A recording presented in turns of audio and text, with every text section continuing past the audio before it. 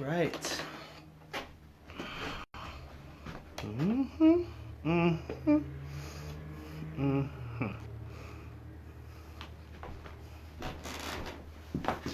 All right, good evening and welcome to Roots Music Wednesday, episode number 3.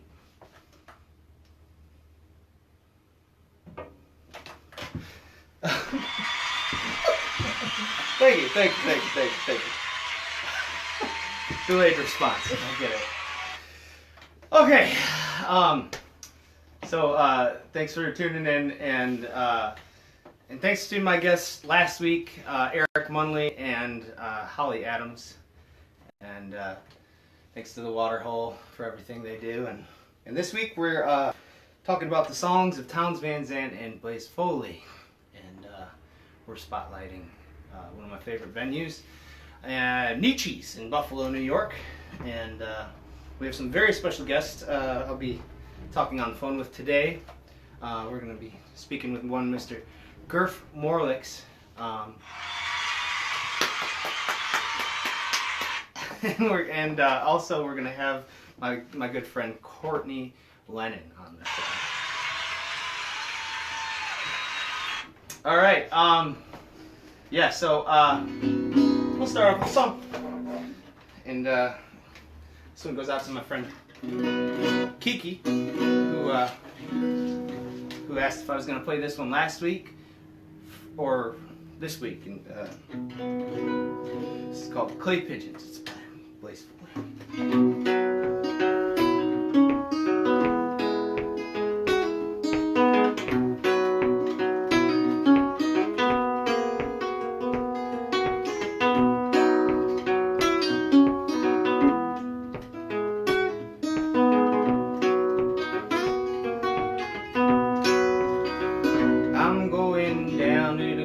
Station, gonna give me a ticket to ride. I'm gonna find that lady with 2 or 3 kids and sit down by her side.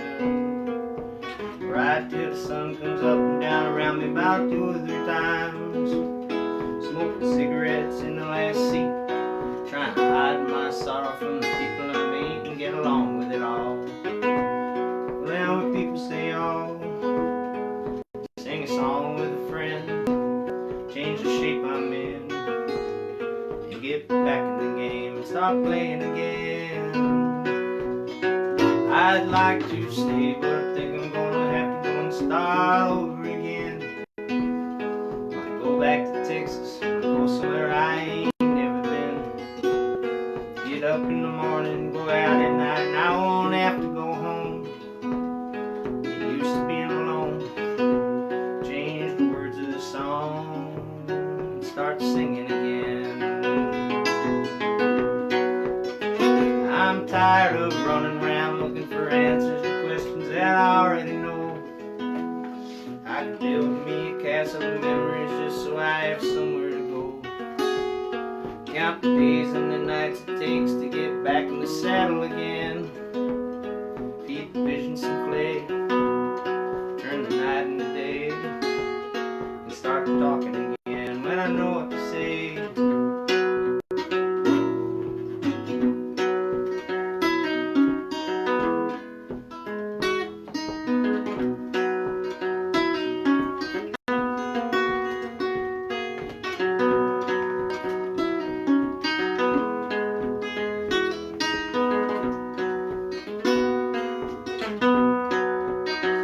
I'm going down to the Greyhound station, give me a ticket to ride. Gonna find that lady with 2 or 3 kids and sit down by her side. Ride until the sun comes up around me about 2 or 3 times. Feed the pigeons some clay, turn the night into day, and start talking again when I know what to say. No.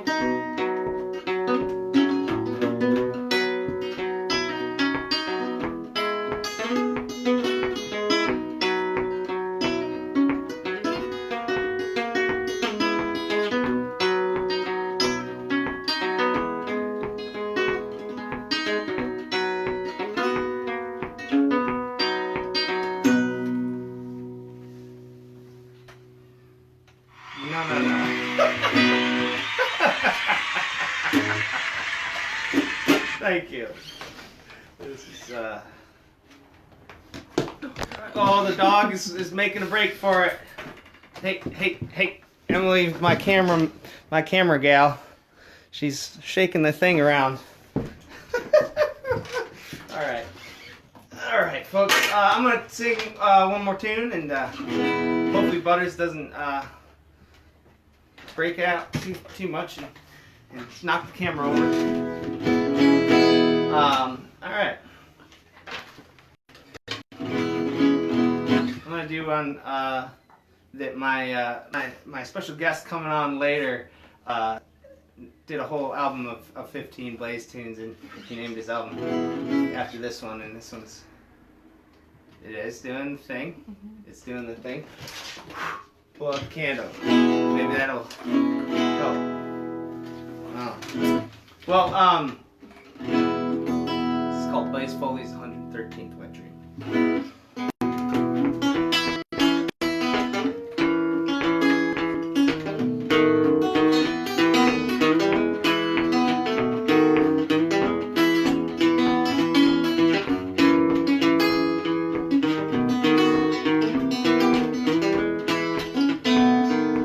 Just got back from Mexico in time to catch her second show. But I got lost and she got through. There was not nothing else to do till I saw her there. She took the stage, she read my mind and did not miss a page. Read my mind and did not miss a page. When my temperature was rising, she looked so good. I asked her please, she said she would. I asked her when, she said now. Dream, but anyhow, then she took me by the hand and led me to some promised land. Fed me wine in a coffee cup, and I could not keep my britches up. She said, that's alright, leave them down. Have not had a man around in quite a while. Don't touch that dial. Face was real pretty when she'd smile.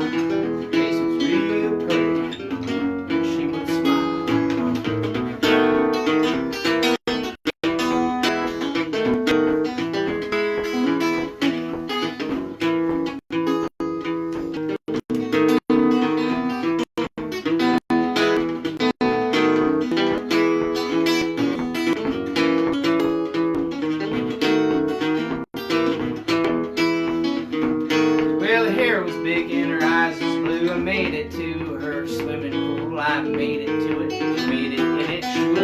Let me rest a minute. She says you can rest some other time. I was feeling so sublime. There's no way that I could refuse. She found my weakness and she did my shoes. Thought of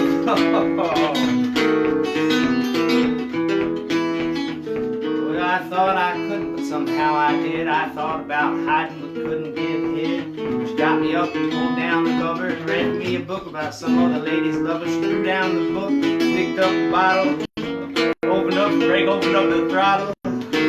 Jeff and cheese from pedigree, her went to Jamaica with the flying bird. Little moon quit shining and the sun comes up, that's all I can remember was glad enough. Keep me warm when I'm too old. Keep me warm when I'm too old. Keep me warm when I'm too old. Keep me warm when I'm too old.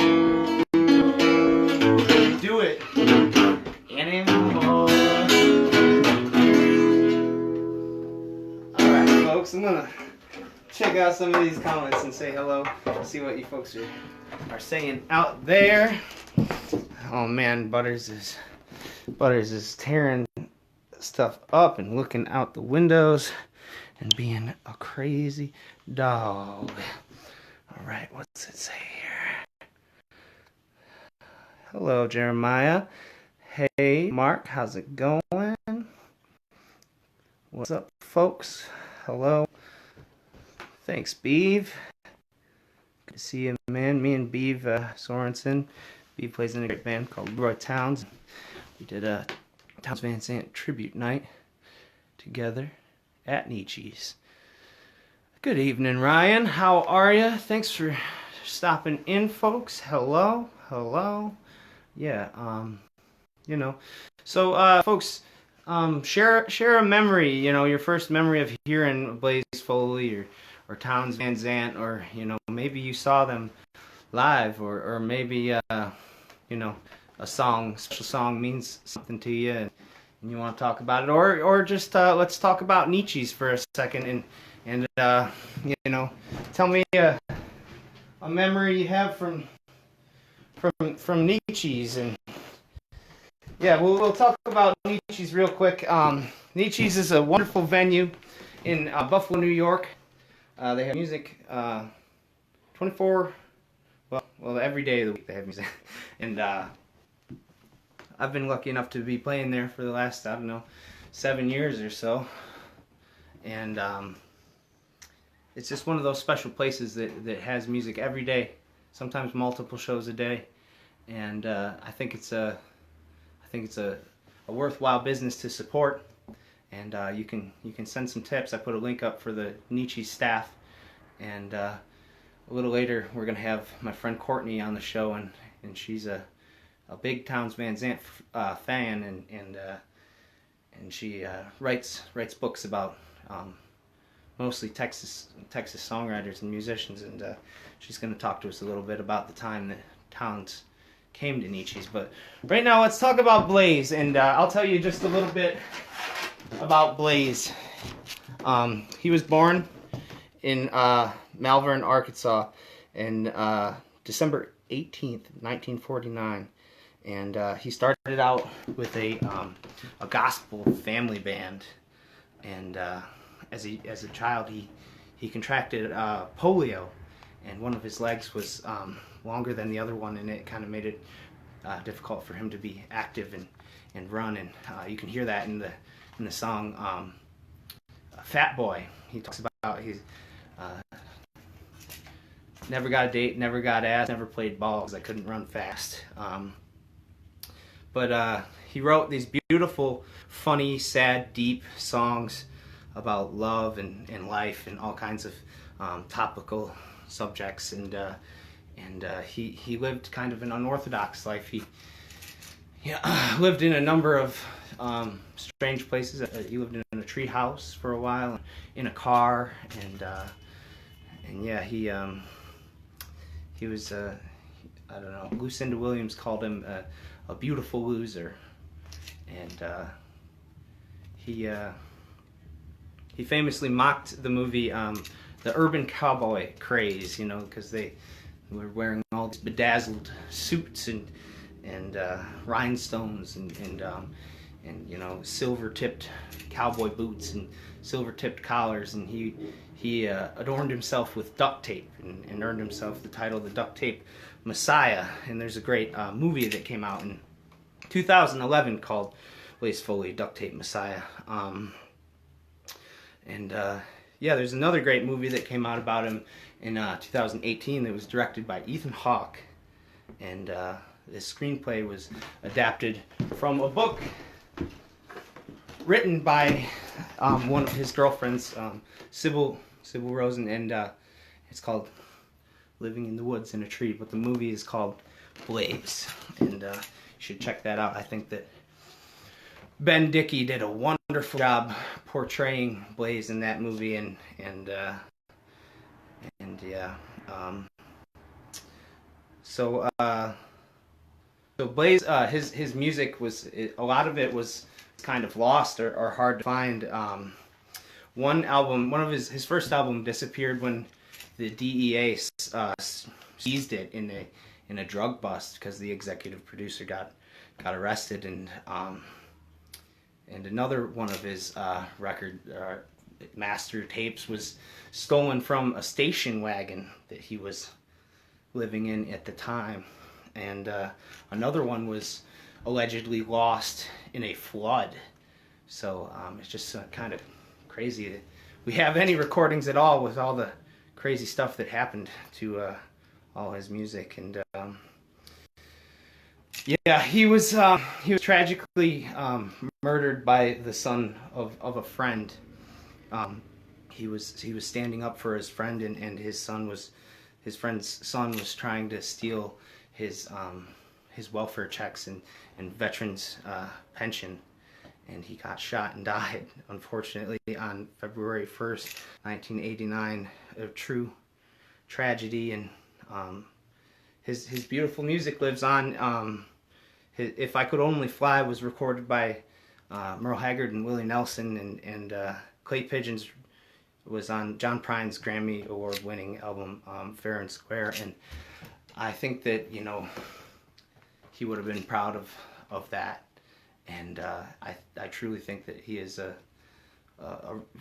crazy, beautiful, romantic poet, and he's one of my favorite songwriters who I have discovered, and I hope that you will listen to his music and enjoy some of it, and I will play you a couple more tunes. How's that sound?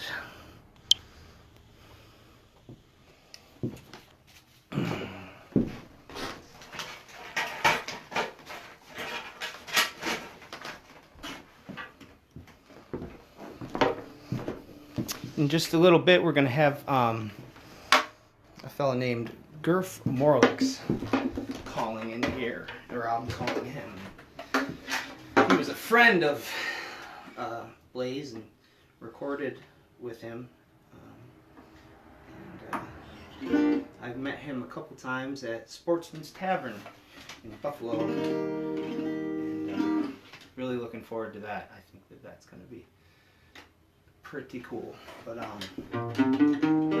here's a song that I play with my band Folk Faces sometimes. This is called Big Cheeseburgers and Good French Fries.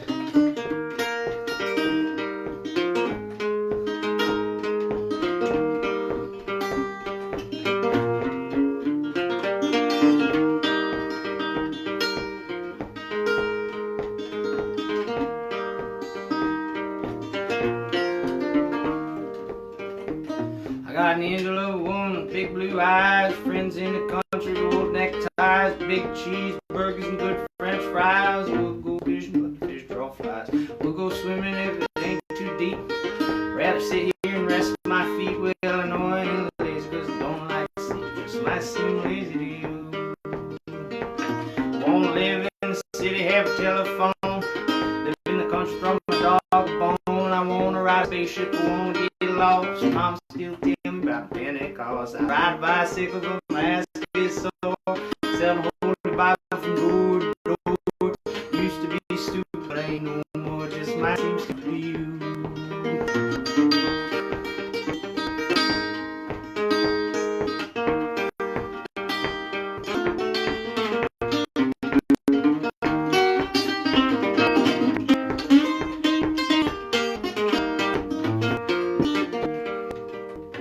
I like to drink beer, hang out in the bars. Don't like buses, don't like cars. Don't like presidents, don't like stars. Ain't got stitches, but I got scars. Love to go to parties, love my friends. Got no books, just got bookends. Well, you may say I'm crazy, well, that depends. I don't seem that crazy to me. Well, the story's old as 74. These little and small. My friend came over from the liquor store, and Joey danced till she got so. I love my woman, she loved me. I don't go skiing, no, I don't ski. Last little thing never bothered me, it shouldn't bother you.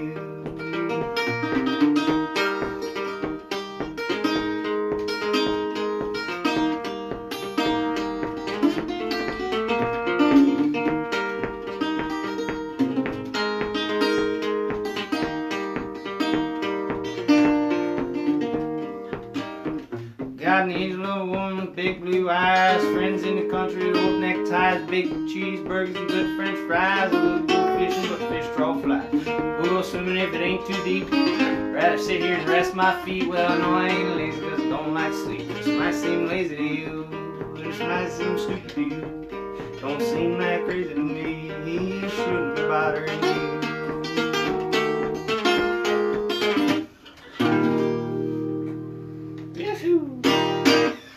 Oh man, Gurf told me, he gave me some advice. He said, make sure your guitar's in tune before you start. Really make sure. And I thought I did, but maybe the capo was just on a little weird and a little sideways or something. But you can lead a horse to water, but you can't make it drink. Well, anyways, took it off now, and it was right where it needed to be. How's everybody doing out there? Are you commenting? Are you saying things? Hello? Hello? Hello? Hello? Oh man, there's so many now. Good evening. Hello? Hung out? Uh-huh. Well, that's cool, Cody. Yes, he did. What's up, everybody? All right. Well, here's another tune. I think that this one's a fitting tune for the modern times, and pretty sure this one was written about Reagan, but it works just the same for Mr. Trump today.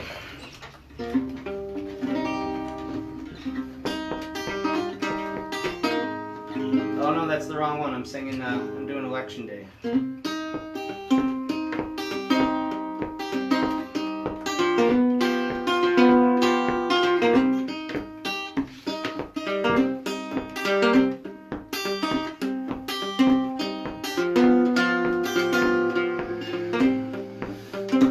In his oval room, in his rocking chair, he's the president, but I don't care. He's a businessman, he got business ties, he's got dollar signs on both his eyes. Got a big airplane, take him everywhere, got his limousine when he gets there. Everywhere he goes, make people mad, makes the poor man big and the rich man glad. He's the president, but I don't care. Oh,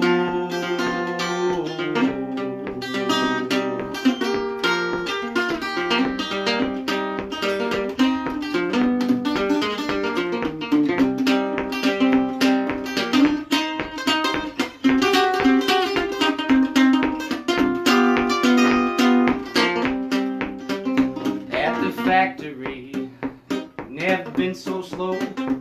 Got a big fork down, 99 to go. And down on the farm, nothing growing there, except the dad's say, oh, and their gray hair. In the desert sand, in the jungle deep, he thinks everything is his to keep.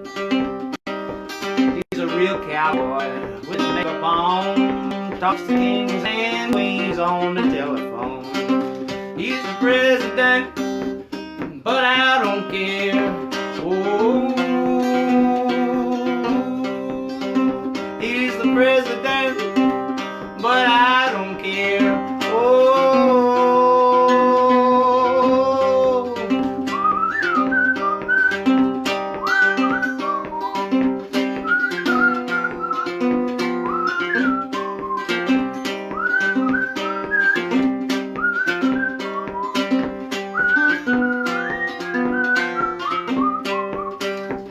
he's a movie star. If you stay up late, he'll search your car if you don't look straight. In his oval room, in his rocking chair, he's the president, but I don't care. He's the president, but I don't care. Oh, he's the president, but I don't care. Oh,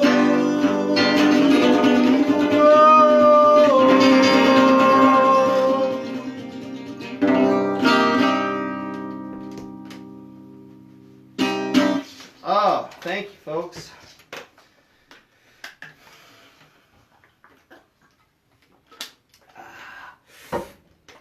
Well, check out a couple more of these comments and see what folks are saying.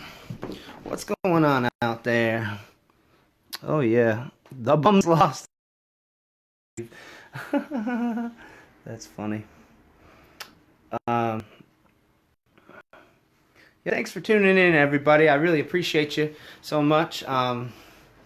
What time is it? Well, it's 5 minutes early. Maybe I'll do one more tune and then give Gurf a call. And if you're just wandering in, folks, my name's Tyler Westcott, and I'm live streaming every Wednesday at 7 p.m. It's my new project called Roots Music Wednesday. And each week I do the music of a different artist or two and sing some songs, talk about a little bit of their background, and call some special guests. And yeah, this week we're talking about Blaze Foley and Townes Van Zandt.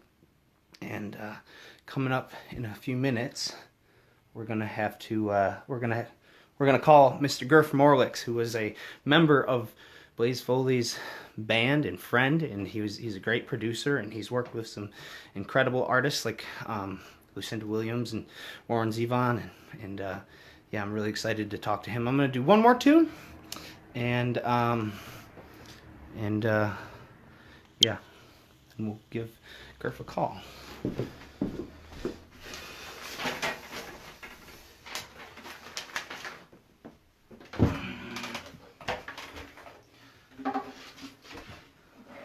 Here's another topical one called Election Day.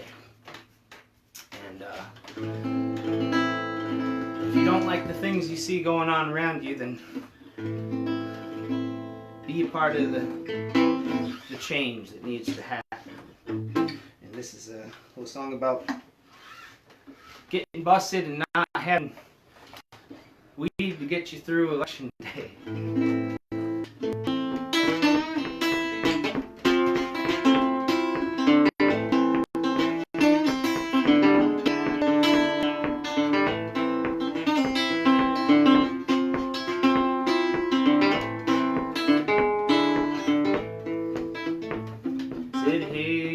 Policeman, please don't take my stuff.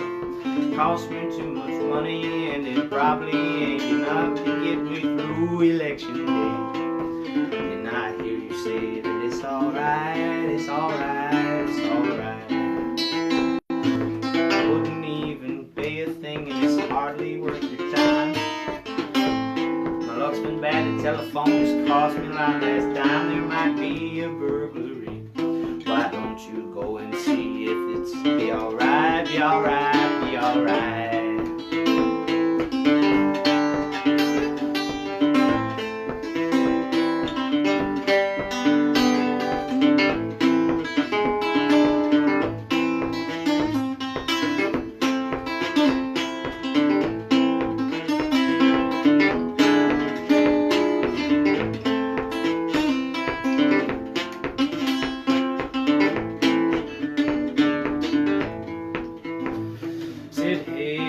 Policeman, please don't take my stuff. It cost me too much money, and it probably ain't enough to get me through Election Day.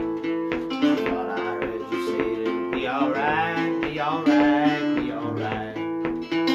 Be alright, be alright, be alright. Be alright, be alright, be alright.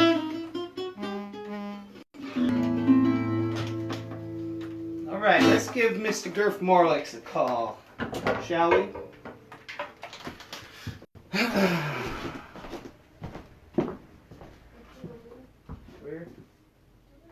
Where?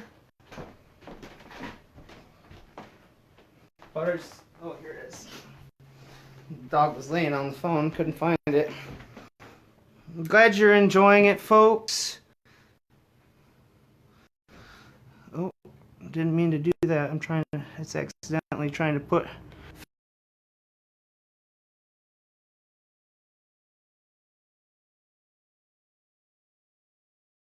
on the phone.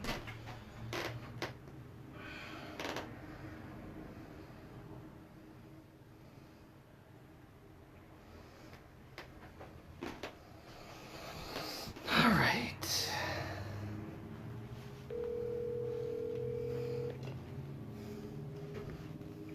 Tyler. Hey, how's it going, Mr. Man? How are you? It's going okay. How you doing? I'm all right. I just played a couple Blaze tunes, and I'm just laying low, and this is what I'm doing now to occupy myself, is talking about venues and artists that I really appreciate, and you know, reaching out to people who I might not always reach out to. So thank you so much for being on my little show. Well, it's my pleasure, and it's a fine thing you're doing. Well, thank you. Yeah, I appreciate you being so generous with your time and saying you'd take the time. So I imagine that you are in the same boat as most of us, just kind of waiting it out. Busy schedule, and found out that I had some time available. Right. Well, thanks for. Well, I'm glad that you can use your time with us, but so I wanted to talk to you about Blaze, but I mean, I was listening to some of your stuff and reading a little bit about you on your website, and man, you've done some really cool stuff, and one of those things, like, so when was the first time you're from Buffalo, right? Yeah, I grew up just south of Buffalo, about 15 miles, right. In a place called Hamburg. Hamburg, yep, of course, and yeah, man, I love that tune, "Dirty Old Buffalo." It's such a great tune. Yeah, thanks. It's I miss Dirty Old Buffalo. Well, we miss you too. It's changed now. It's slightly less dirty.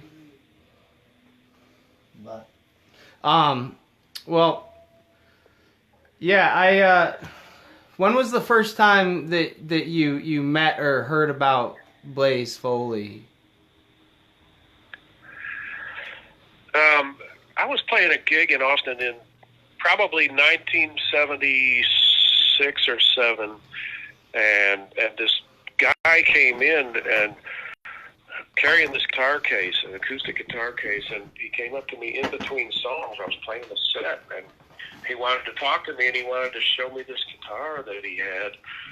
Actually, he wanted to sell it to me, and he's like this big, tall, long-haired hippie cowboy guy, and I didn't know who he was, and I just thought, well, who's this weirdo? I said, I'm happy to talk to you, but, can we wait till I take a break? And he said, oh, okay. And I was just thinking, who is this guy? And then I went over on the break and talked to him, and found out that I liked him. He was smart and funny, and he was trying to sell me this early 1900s acoustic guitar that he had in this case, and I found out later that it wasn't his guitar. And then I found out later than that I found there were 3 people that paid him for it, and none of them ever got it. Ooh. So he was just scamming to get some beer money on a borrowed guitar. Well. But anyhow, he told me we kind of hit it off, and he told me he had a gig coming up in this bar that was like a disco behind the bar that I was playing in, and I said, well, I'll come to your gig, and I went to his gig, and happy hour in a disco, stupid place for a Blaze Foley gig, but he played these amazing songs, and there's 6 or 8 of us just sitting around listening to him, and I was just floored by his songs, and we met, and of course Blaze was homeless pretty much the whole time I knew him, except for right at the very end when he had gotten a royalty check, but he was homeless, and then he thought that the fact that I had a home and he didn't was this amazing coincidence, and he just moved onto my couch where he lived off and on for several years. But we hit it off and became best friends and musical partners, and I was really glad to have known him. Right. Wow, that's incredible. Yeah, I mean, I didn't ever meet him, but I remember being absolutely floored by his songs the first time I heard them also, and Wow, what an introduction.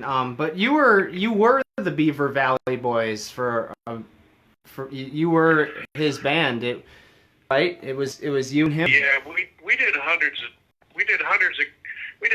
of gigs together, and sometimes we'd have a 6 or 8 piece band, and then sometimes it would be just me, but it was always me there. I love it. And when it was just me, it was Blaze Foley and the Beaver Valley Boy.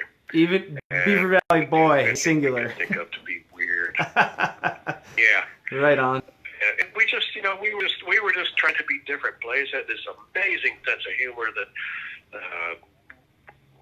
not everybody is aware of, but he was the funniest person I ever knew, and also the most tragic person I ever knew. But yeah, so funny. His sense of whimsy was just incredible. Right. So we would do anything we could think of to be weird. Nice. And just to stand out a little bit, there were all these singer-songwriters playing around. We were in Houston at this time, and it was a whole big singer-songwriter scene, and they were all writing okay songs, but Blaze was different, and so he stood out. And then we tried to stand out even more by just doing whatever came into our minds. It was very experimental and free form. Yeah. So, would you be willing to share a story or a favorite memory of one of those times that you guys were trying to be extra weird, or just something, first thing that comes to your head that stands out in your mind? Well, yeah, that's the thing. I got so many of them, but right. Blaze had his behavioral problems, and he had his substance abuse problems.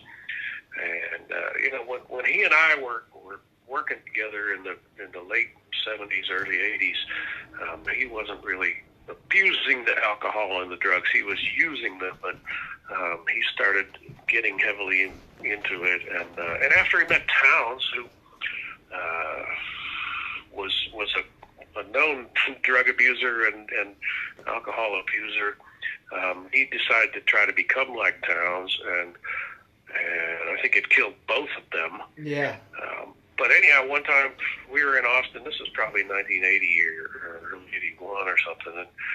And Blaze called me up. He said, "Come pick me up. I'm at Towns' house, and we'll go get lunch." And I went and got those guys, and we went to some Mexican restaurant for lunch, and we ate lunch and ordered some drinks, and we drank the drinks, and then we ordered another round of drinks, and pretty soon we were out of money.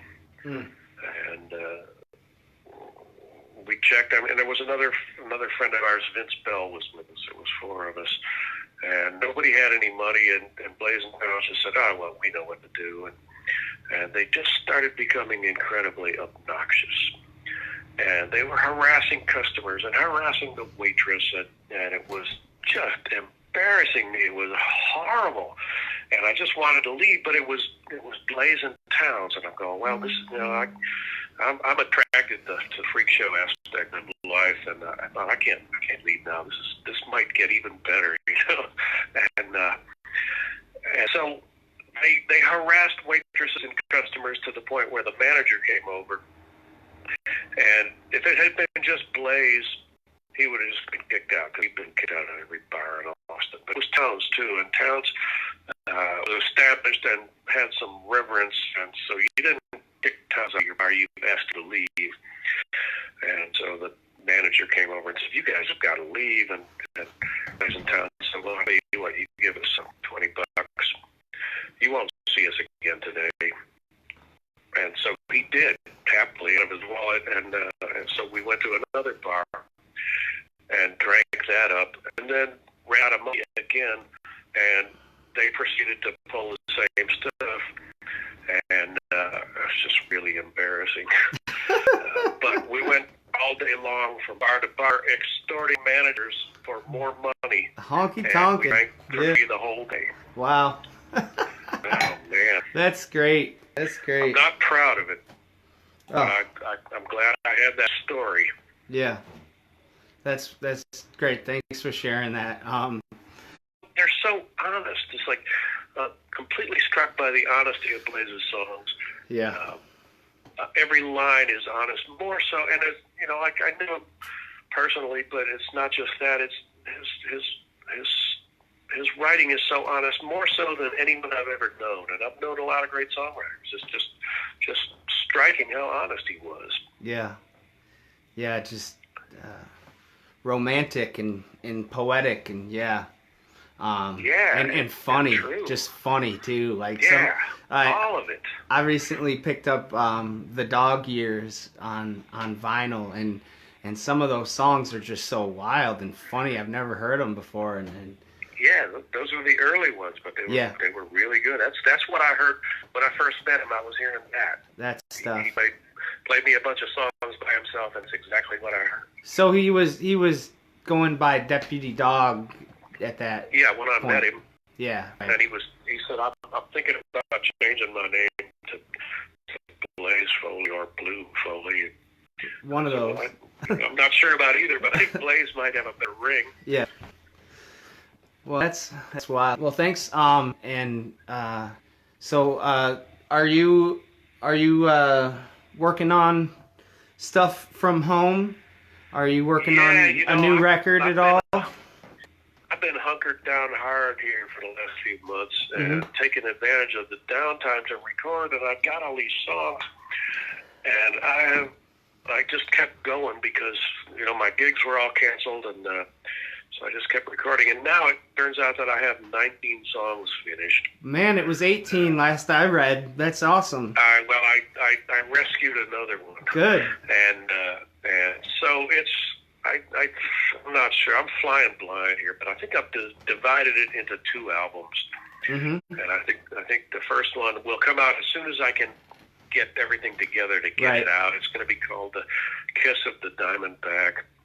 And because of this pandemic thing, all the rules are down. There's nothing, no rules matter anymore. I can do anything I want, and I might not play another gig for who knows how long. It's true. It could be a year. All bets are off. We don't know anything. So I've got 2 albums ready to go, and I'm raring to get them out there and let people hear them. Yeah, that's awesome. Is there any chance there'll be that cover from that young songwriter that you posted the other day? No, I didn't cut that one. I know what you're talking about. 20 songs. 20 songs on the new record. So that's a very pure song. That cracked me up. I'm pretty sure you're talking about I Wonder What's Inside Your Butthole, right? Yeah, that's it. That's the one. Yeah.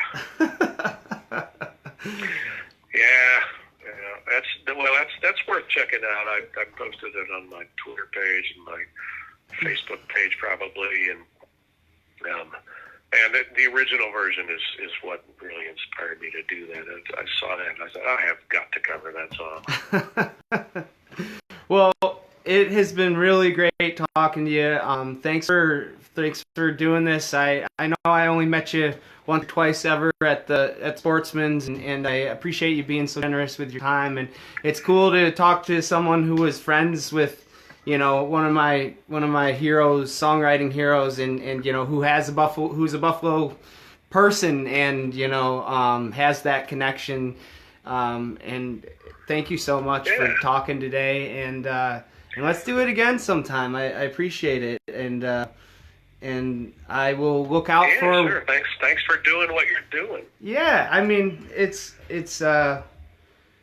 fun, and I will look out for the next time that you'll be coming through Buffalo, whenever that may be. Until then, how can folks support you when you're not gigging and doing your bread and butter? Can people buy merch on your website or? Yeah, just the website has all the info. I can be contacted. I'm happy to talk to people. It's just cool. Just gurfmorlix.com. Great. And tell Courtney Lennon I said hi. She's a really good writer. Yeah. And a Townes Van Zandt expert. Yeah. So I'm looking forward to listening to her. Yeah, she said the same. She said, "Oh, Gurf's one of my favorite songwriters." And when I told her you were the other guest, and yeah, so thank you so much. And well, cool. Yeah, I appreciate you so much, and have a great day, and thank you. Thanks so much. Have a good one, man. Thanks, Tyler. Keep doing what you're doing, and stay safe. All right, man. Have a good day. See ya.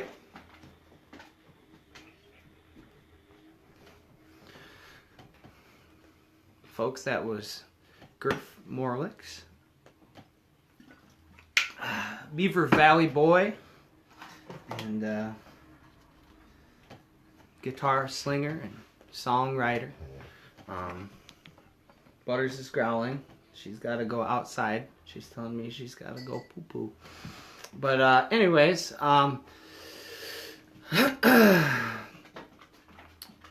next up we're talking about Townes Van Zandt. I believe they called him the Electric Cowboy.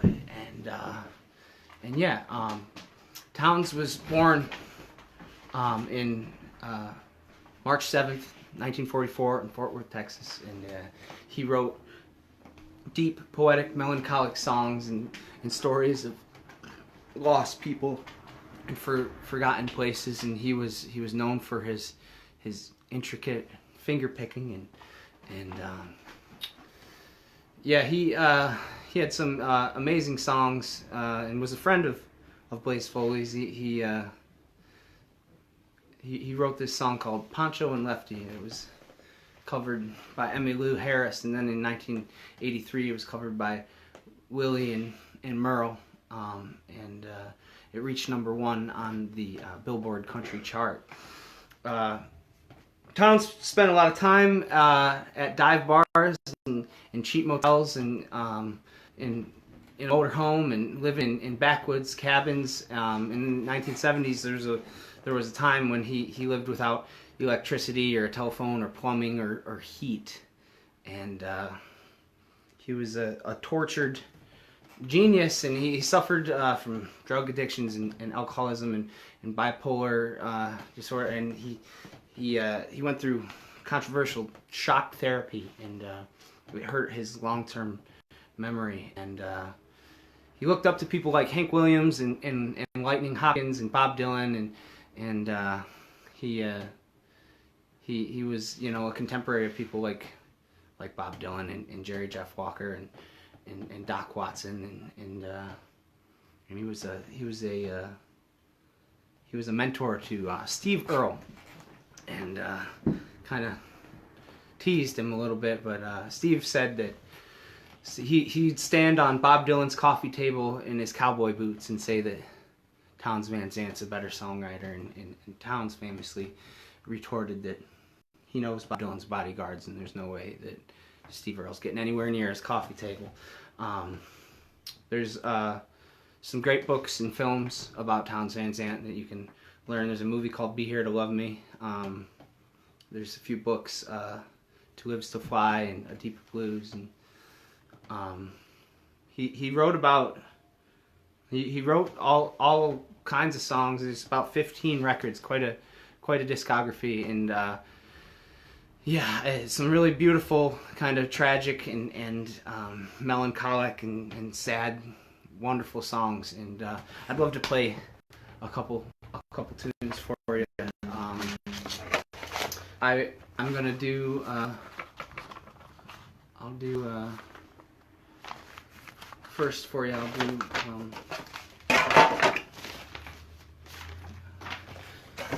do this song.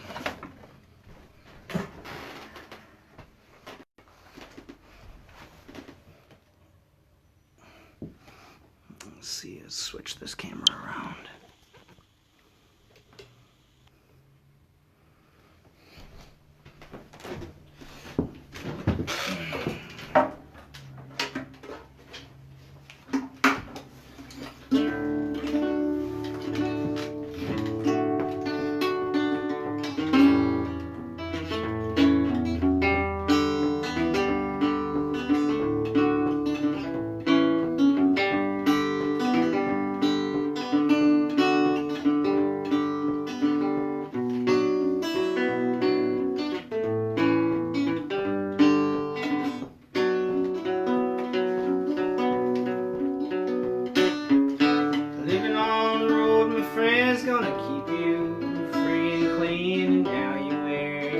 like iron and your breath's as hard as kerosene. Weren't your mama's only boy, but her favorite one it seems. Said goodbye, made you cry, and sank into your dreams. Pancho was a bandit boy, his horse was fast, polished steel, he wore his gun outside his pants for all the honest world to feel. Pancho the man is that you know, in the deserts in Mexico, nobody heard his dying word. That's the way it goes. All the federales say they're gonna have him any day. They wanna let him slip away. Out of kindness, I suppose.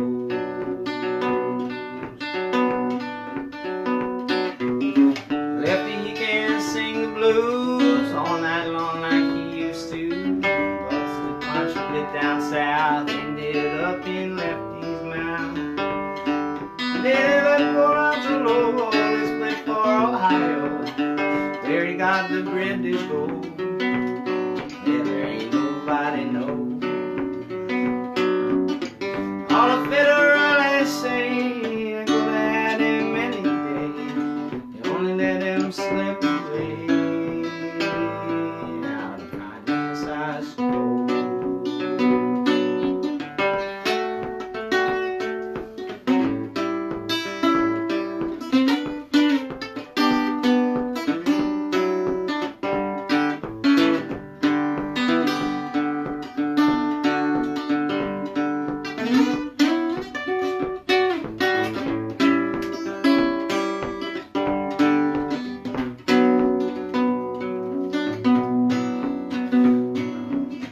Always say how it feel, like he's living in a cheap hotel. Desert's quiet, the evening's cold, so the story ends untold. Music price is true, save a few for that they do. He only did what he had to do,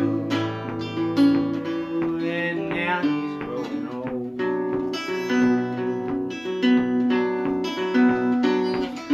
All the federales say could've had him any day. They only let him go so long. Kindness, I suppose. A few great federales say could've had him any day. They only let him go so long. Out of kindness, I suppose.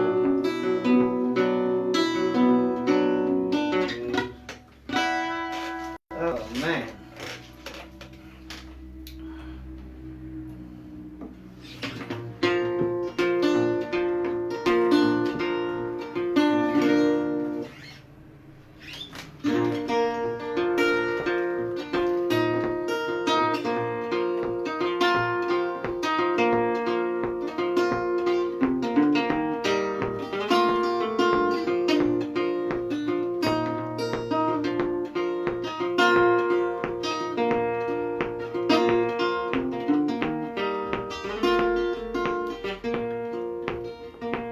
If I needed you, would you come to me? Would you come to me for to ease my pain? And if you needed me, I'd come to you. I'd swim the seas for to ease your pain. Baby's with me now since I showed her out to lay her lily white hand in mine. Would I agree? She's a sight to see, treasure for the poor to find. If I needed you, would you come to me? Would you come to me for to ease my pain? If you needed me,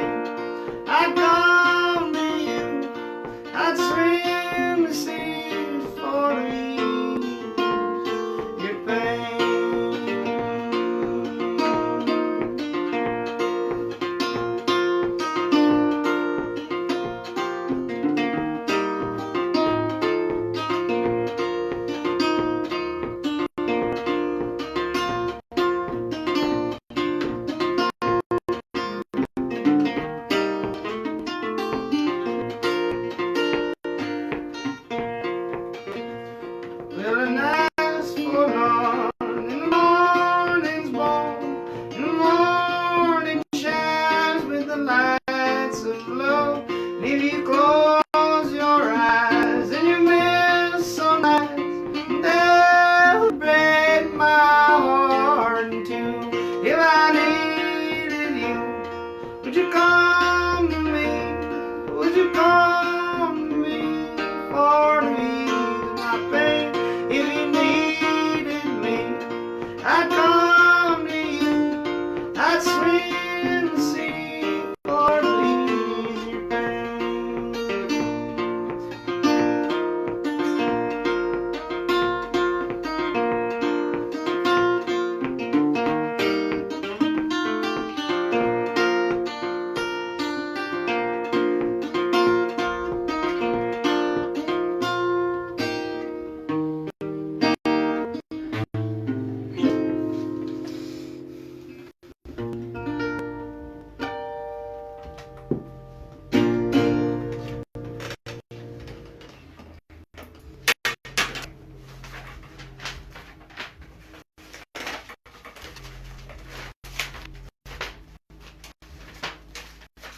Alright, folks,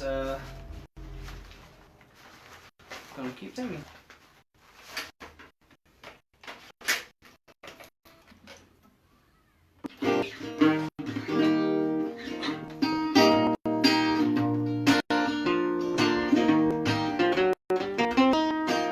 Well, I no longer can recall all the times you made me crawl, all the times you made me hang my head and cry. But still the teardrops fall, and the Lord was first of all. I just ain't got the nerve to say goodbye.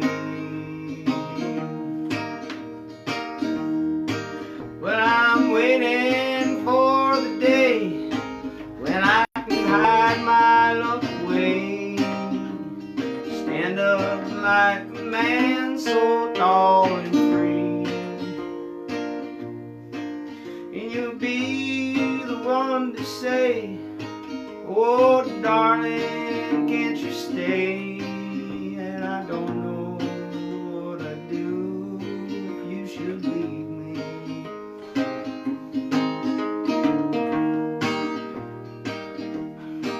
Oh girl, I don't know why you always have to try to hurt me, make me feel ashamed.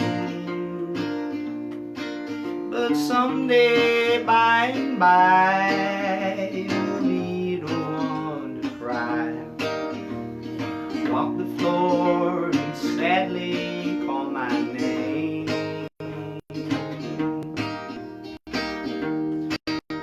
Well, I'm waiting for the day I can hide my love away, stand up like a man so tall and free, and you'll be the one to say, darling, can't you stay?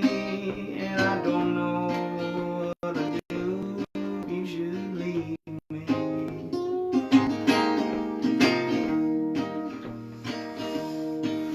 Girl, it looks like till then I'll throw pride to the wind and try to make believe that I don't know that the day is coming when you won't wrong me again. I'll be the one to turn and go. Well, I'm waiting for a day I can hide my love away, stand up like a man so tall and free,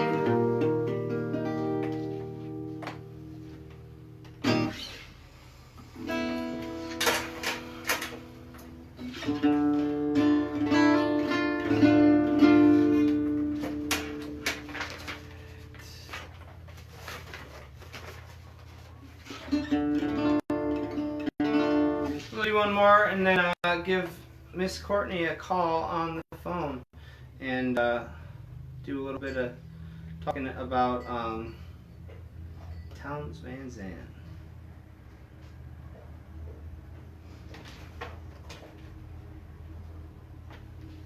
This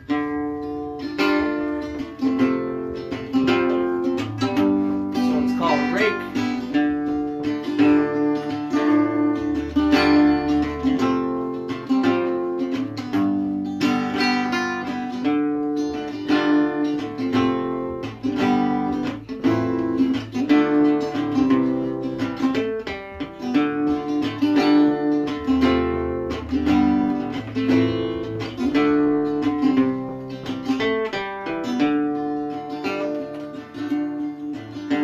I used to wake and run with the moon. I lived like a rake and a young man. My lovers I'd cover with flowers and moons, and my laughter the devil would frighten. The sun, she would come and beat me back down, but every cool day, it's nightfall, I welcome the stars with wine and guitars full of fire.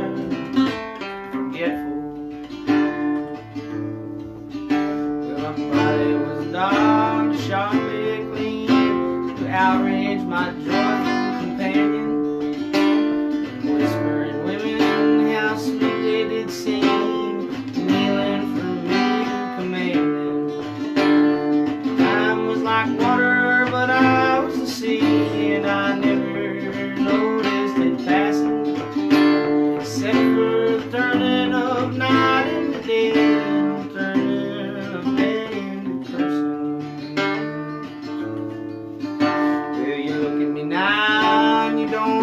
I know what all of your eyes are saying.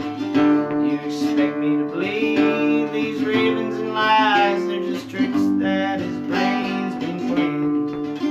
He's a lover of women, he can hardly stand. He's bent, he's beaten, he's broken.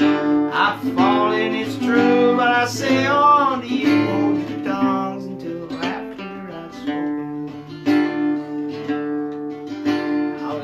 My pride in the pleasures I'd known, I haven't thought I'd be forgiven. But my laughter turned round with eyes blazing, said my friend, poor little Reddit. And I buried my face, but it spoke once again in the night to the day. Were blinded, and now the dark years like fire to my sin, and the moonlight is blinding. Now the dark hair is like fire to my skin, and even the moonlight is blinding. And now the dark hair is like fire to my skin, and even the moonlight is blinding.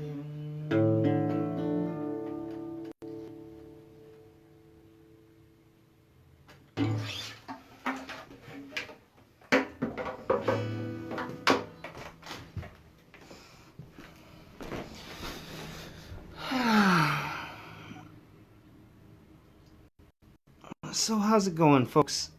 How you doing up there? Are you still with? I'm gonna give my friend Courtney a call. She's writing a book about Billy Joe Shaver at the moment, and she's a huge fan of Townes Van Zandt, and if Gurf Morlix called her an expert, then I'm gonna believe it. All right. Hello, Tyler. Hey, Courtney, how are you? I'm good. How are you doing? Long time no talk. What's going on? I know. Just staying home, staying safe. Oh, of course. Of course. Yeah, naturally. So you enjoyed the Gurf interview. That was awesome. He had some great stories, man. That was so cool. I was so thrilled that he agreed to do that. Yeah, I've just been reaching out to people and hoping they say yes, and and I feel like I hit the jackpot with you two, so as guests. Well, certainly Gurf. Yeah, thanks for doing this. This is awesome. So this is a fundraiser for Nietzsche's? Well, yeah, I'm kind of, I put a tip link up for Nietzsche's, and if folks want to throw something in there for the staff, they're welcome to do it. I threw a link up for myself, too. I'm just kind of entertaining myself and trying to help out some businesses I like at the same time, and you know, doing kind of busking and talking a little bit about, you know, places and people that mean a lot to me, and yeah, it's just my way of keeping myself not crazy. So awesome, man. Well, thanks for doing this. Yeah, absolutely. Thanks for being on the show. I guess I'll just ask you a couple questions. So what was the first time you ever heard Townes Van Zandt, or heard of him, or the first song, or, you know, tell me about your introduction to his music. Yeah. Okay, sure. So after I graduated from college around like 2009, I moved to Los Angeles, and I was huge into Bob Dylan, Brian Wilson. I met a friend at Groundlings, which is this kind of famous improv place out there started by Gary Austin. And this kid found out I liked Bob Dylan, and we kind of became friends, and he said, listen to Townes Van Zandt, and I had never heard of him before. So I did the modern thing. I went on YouTube, I typed him in, and the video for Waiting Around to Die from Heart-Worn Highways is what I saw. And that's a really emotionally impactful piece of film in and of itself. I mean, Townes on the guitar with the Clayton and Hopkins picking style, and then you've got Uncle Seymour of Washington just breaking down in tears. And, you know, the song was just so dark, but you just see this pure human empathy, and I was blown away. And from there, I pretty much just listened to everything I could find. Right. Yeah. So yeah, I mean, that's what makes him so great is the darkness and just the beauty and rawness of it all, and it's just like really, I don't know, it just kind of stops you in your tracks, and you know, certain lines, and even just the way that they're delivered, you know, like over nice finger picking, and you know, kind of, you know, oh man, it's I remember the first time I heard his music, it kind of grabbed me by the throat, and like it gave me a little anxiety, but then it made me happy at the same time, you know. Yeah. I mean, you know, it's just the poetry combined with it. I mean, you look at a song like Rex's Blues, which is, you know, just so poetic. Chained upon the face of time, feeling full of foolish rhyme. There ain't no dark till something shines. I'm bound to leave this dark behind. I mean, it's so powerful and poignant. It's almost like a nursery rhyme, and you just kind of look at those lyrics and you go, wow, this guy is just a genius. Just blows me away. Right. So how does, are you from Buffalo originally, Courtney? I am, yeah. I grew up in Alden. In Alden. So how does, you know, a Buffalo, a person from Alden end up, you know, falling in love with Texas music and you know, writing a book about Billy Joe Shaver and you know, writing about Townes, and how did you end up doing that? Yeah. So right around the time I discovered Townes, I met this guy, Gary Austin, who I briefly mentioned. He was the founder of the Groundlings. Through odd circumstances, I met him at the hospital, and I would sit there. He was going through a stem cell transplant, and he told me to look up his music on MySpace, and it said influences Townes Van Zandt. So I went to him and I said, you know who Townes Van Zandt is? So it was one of those moments, because, you know, he was a 75-year-old man, and he barely had any friends that knew Townes. So it was like a special thing, and he gave me like a crash course in Texas music from there. I mean, he's from Corpus Christi, and so, you know, he turned me on to Guy Clark and Waylon Jennings, and you know, you hear Waylon Jennings, and that's where you hear Billy Joe Shaver, because he wrote, you know, 9 to 10 songs on Honky Tonk Heroes, which is arguably including Honky Tonk Heroes, yeah, including the title track, right? Yeah, so it's just honest music. There's such poetry in it. I mean, these are guys that are on the level of Bob Dylan, John Prine, you know. So just fell into that to that scene of songwriters and was just blown away by the purity and the honesty of it. Yeah, I think it's pretty cool. I was reading about that Townes and Bob actually met a couple times, and Townes kind of turned down the opportunity to write with Bob just because he kind of was, strayed away from the fame and fortune and didn't want to. So Townes was actually pretty famously didn't co-write. Right. He just didn't. He was a singular songwriter, and there are a lot of Shaver's the same way. He co-wrote more than Townes did. Townes had very few co-writers. Most notably is actually Eric Anderson, who is a native of Buffalo, Gettsville, and I spoke to him about Townes, and Townes would crash on Eric's couch, and Eric was back from that Dylan folk scene, so they co-wrote 4 songs together. Right. But Townes wouldn't even really bring his guitar out, around people. And Harold Eggers, who's the author of My Years with Townes Van Zandt, he's among many other things, Townes' road manager for many years. And he told me that it would be very rare for Townes to bring out the guitar. You'd have in the Guy Clark circle, of course. Everybody was passing the guitar around. You see that in Heartworn Highways, and Guy was mentoring people with Rodney Crowell, and Townes was really just singular, So, but what Bob Dylan said about Townes, he covered Poncho and Lefty with Willie and Merle at Willie's 60th. He said that Townes is like a philosopher poet. He gets the heart of it, gets it out quick, it's over, and then leaves the listener to think about it. And I just love that philosopher poet line because I studied philosophy, and I totally get that. Right. There's such humanism in his songs, and they all do. They leave you the room to think, so. Yeah. Wow. So, what's one of your favorite stories that you've heard over the years? I mean, I know you probably never got the chance to meet him, but one of your favorite stories you've heard, just or something you could share about, Yeah, I mean, there's so many good ones. There's the Gurf had a great one, and that I wrote that piece for Jam Magazine on Townes' Ties to Buffalo, and there's a great sax story.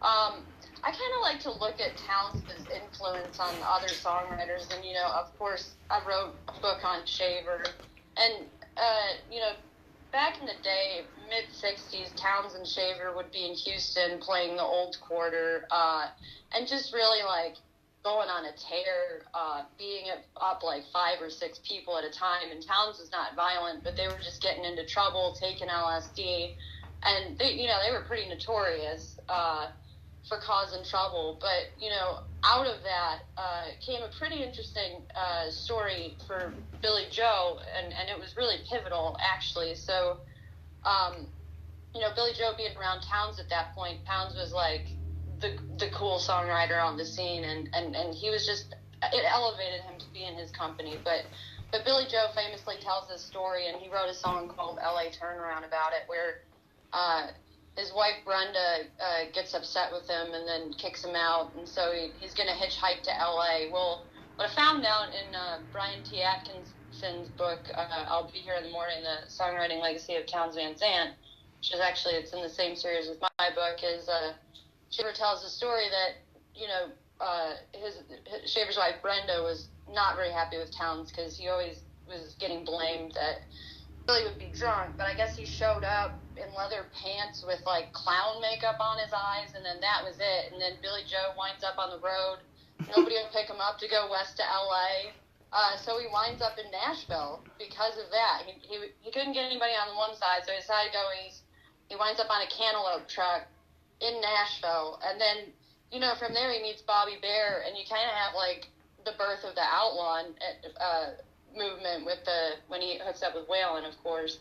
But Townes was just so instrumental with his peers and just raised the bar, and so that's one of my favorite stories, I guess, that he was so pivotal in that moment, really, just Townes being a goof, and it changed the trajectory of music. a incredible songwriter and a bad influence. Yes, exactly. Well, it's arguable who was the bad influence. Right. But, Well, they knew what they were getting into, Depends and they on were who just you having ask. fun. Yeah, Well, definitely. what album would you recommend for someone to start with? I mean, I think the one that you're gonna go to is probably gonna be Live at the Old Quarter. It's a double album of him. It's, the studio albums are great in and of themselves, but one of the magic of Towns, I think, is just that intimate setting and being able to hear that Lightning Hopkins influenced finger picking style. And it's got such a great sampling of the songs. Got like Poncho and Lefty, Mr. Mud and Mr. Gold, but then it's got silly songs, and Sure. it's really just got, it's a great sampling of Townsend, probably the way that he's intended to be heard. I've never seen him live, but that's as close as it's gonna get, Right. So, do you know? Can you tell me a little bit about the Buffalo connection there? Because he actually played at Nietzsche's one time.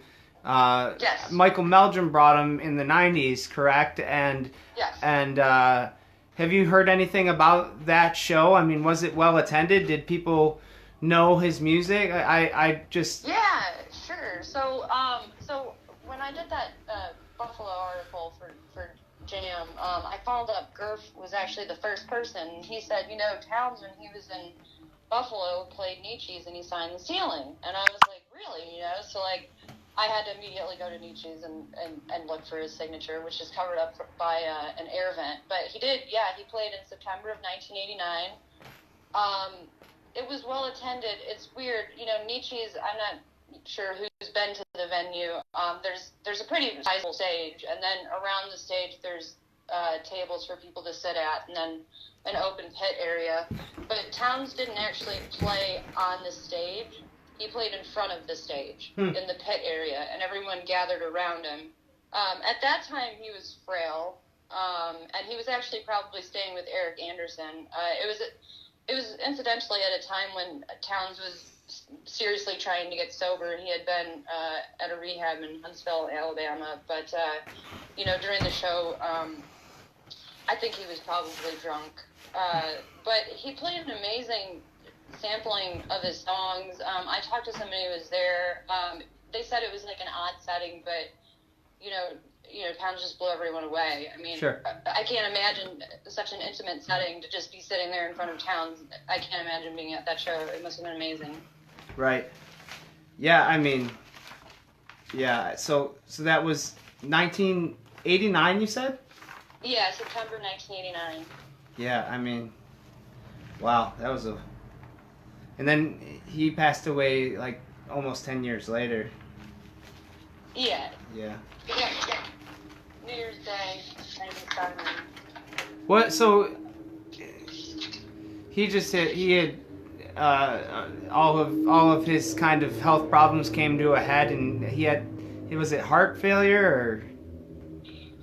So what had happened is this was a point when Towns was definitely drinking excessively, and so he broke his hip, and he kind of refused to get it fixed because he had things to do and music he wanted to make, and his ex-wife at the time, Janine, had him go into the hospital, and so when you're that bad of an alcoholic, you can die from alcohol withdrawal. So when he was in the hospital, obviously, he wasn't given alcohol, so he got into the car afterwards and was shaking, could barely get the cap off of the bottle. And then at home, he just kind of died of a heart attack. So, and there's, talk of blood clot could have gotten into his bloodstream too. But yeah, likely complications from the delirium tremens. So, thank you so much for sharing all this knowledge you have of Towns with us. What are you working on right now? Do you work from home because you're a writer and? Yeah. So I'm just home in my office. Right. Finishing up the Shaver book, be out early next year, and then working on some other projects. So. Thanks for having me on, Tyler. I appreciate it. Absolutely. make sure you to playing the Towns tribute show. Yeah. That's awesome. Yeah. Well, make sure you buy Courtney's book when it comes out, and yeah, and thanks for having me on that tribute. Yeah, we did two a Blaze Foley tribute in February and a Towns tribute in March, right?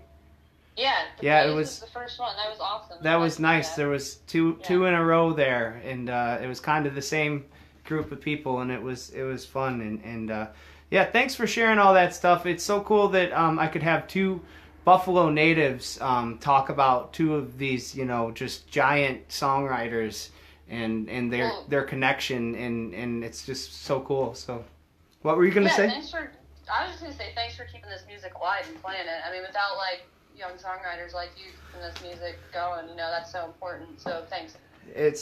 It's great music, and I am just happy to share it. Thank you so much for talking to us today, Courtney. Have a great rest of your night, and let's catch up. Let's catch up some more soon. All right. Sure. All right. Bye. Bye.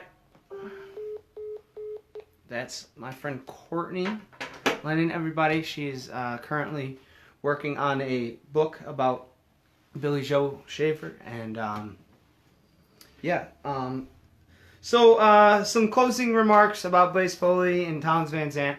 I only played a couple of tunes by them, but if I had to recommend some more, I would recommend "If I Could Only Fly" by Blaze, and "Picture Cards." Can't Picture You. Those are two extremely beautiful songs. I would love for you to check out, and also "To Live Is to Fly" by Townes, and so thank you so much to Gurf Morlix for being on the show, and to Courtney Lennon. I appreciate your guys' knowledge so much, and thank you all for tuning in, and make sure to tune in next week and every week at 7 p.m. I'm doing this thing, Roots Music Wednesday, every Wednesday, and for episode number 4, I'm doing the music of Louis Armstrong and Fats Waller. And I have 2 awesome special guests. And one of them is a fella named Ricky Riccardi, and he is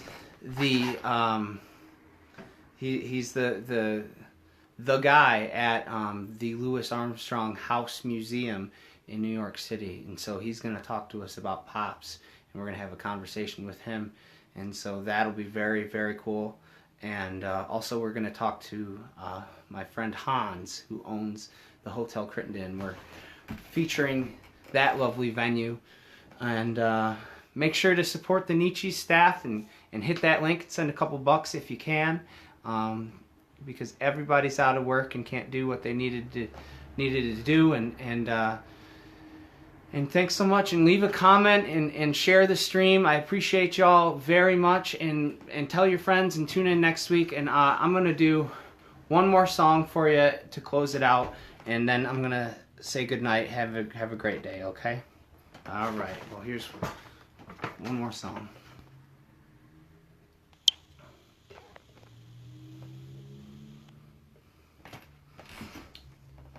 All right.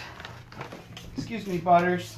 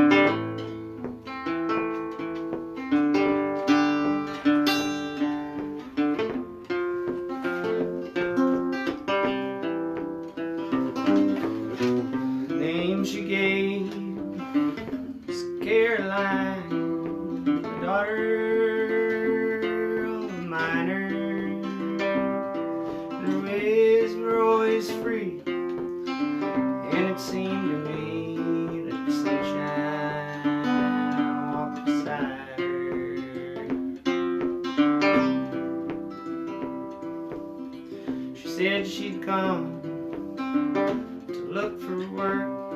She was not seeking favor.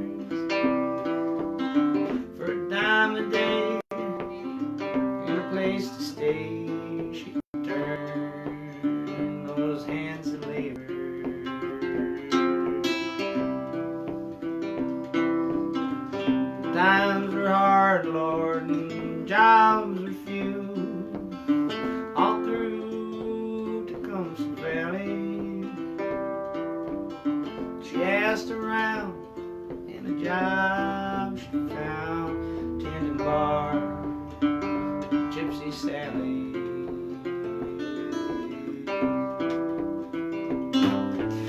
She saved enough to get back home. Spring replaced the winter, but her dreams were denied when her father died. And word comes down from Spencer.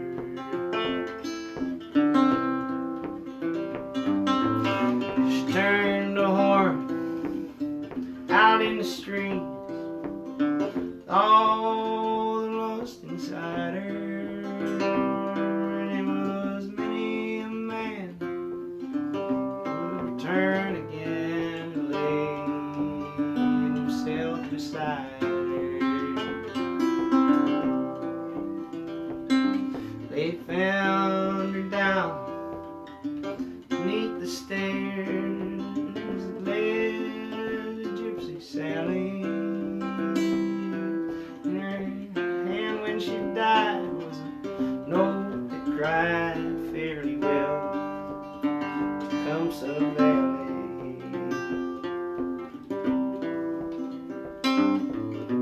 The name she gave was Caroline, daughter of a miner. And her ways were always free, and it seemed to me the sunshine walked beside.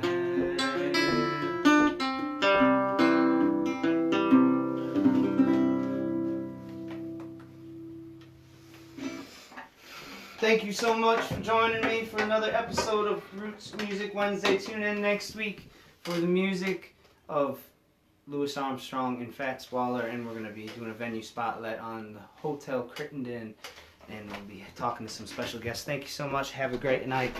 I'll see you next week.